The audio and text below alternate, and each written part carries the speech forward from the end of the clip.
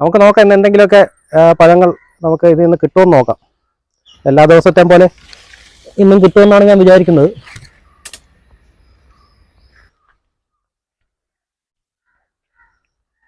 ഇവിടെ ഈ വൈറ്റ് ഞാവൽ നിൽപ്പുണ്ട്.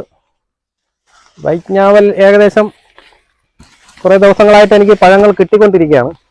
ഇന്നും ഒരുപാട് പഴങ്ങൾ ഇതിൽ നിൽപ്പുണ്ട്.